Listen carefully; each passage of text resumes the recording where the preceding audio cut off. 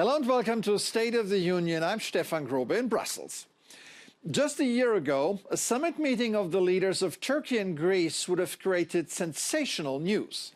But when President Recep Tayyip Erdogan hosted Prime Minister Kyriakos Mitsotakis in Ankara this week, it was almost a routine talk between neighbors.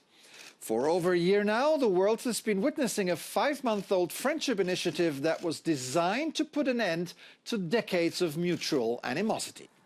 Instead, the two NATO members are focused on trade, tourism, energy, and repairing cultural ties.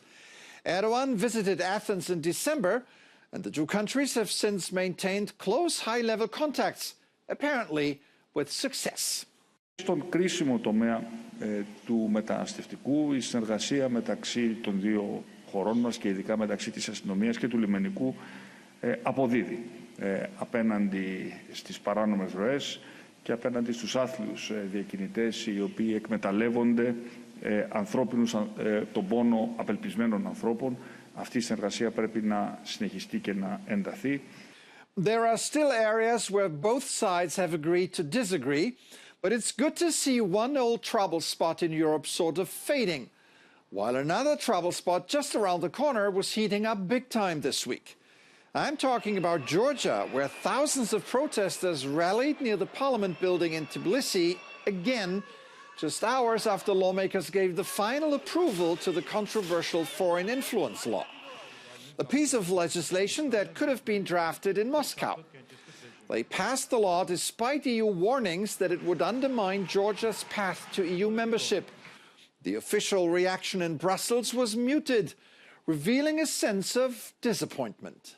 I had a phone call a few days ago with the Prime Minister. I told him that I'm disappointed, and I sincerely hope that in Georgia they will find the way to stick to the rule of law principles, to the democratic principles, and also to meet the expectations of the population. Maybe the government of Georgia should focus on real issues like the economy and not on unpopular, stupid laws. This week, the European Bank for Reconstruction and Development released its latest economic outlook. The numbers for Georgia, which is part of the area where the EBRD operates, were rather sobering. In general, the forecast also contains some encouraging news. Joining me now is Beata Jaworczyk, Chief Economist of the European Bank for Reconstruction and Development. Welcome to the program. Always good to see you. Thank you for having me. So, your latest report is appropriately called Taming Inflation. And when I look at the numbers, inflation in the EBRD regions came down from a peak in October 22 of 17.5% to an average of 6.5% last March. Explain that number for us. What is behind such a huge drop? What has helped bring the inflation down were, to a large extent, developments in international markets. We have seen a sharp drop in the prices of natural gas in Europe, decline in prices of agricultural commodities, and oil prices have remained moderate. But of course, inflation in our regions of operations still remains above the level saw before the pandemic, as is the case in advanced economies. So do you feel a sigh of relief regardless now, or are there still important inflation risks remaining? Not all central bankers can consider their job done. If you look at cumulative inflation, that is inflation since February 2022 up till now, it has exceeded 30% in several countries, notably in Egypt, in Turkey, in Hungary, and Kazakhstan, Moldova, and Ukraine. So that means that in the absence of wage increases, people in those countries would have lost a third of their purchasing power. Let's talk about the growth outlook in the EBRD's EU regions. Do you see positive signs going forward? So this year is going to be much better than last year for the Eastern European EU member states.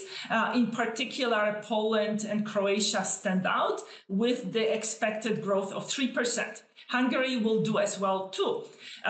We see real wages increasing.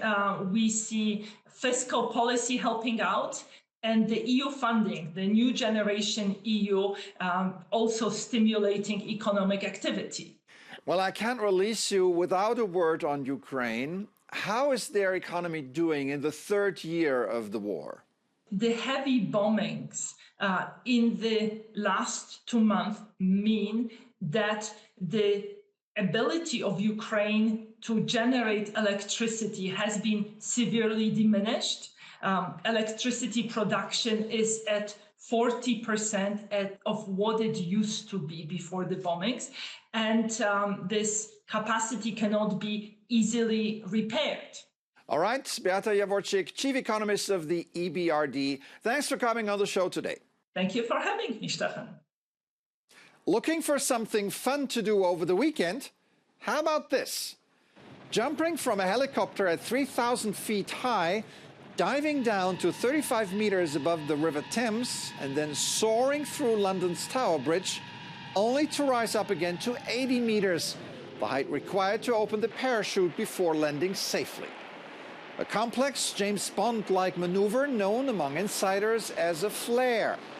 Well, two professional skydivers from Austria did it this week and described the experience as a dream come true. And this coming from veteran skydivers with more than 22,000 jumps under their belt.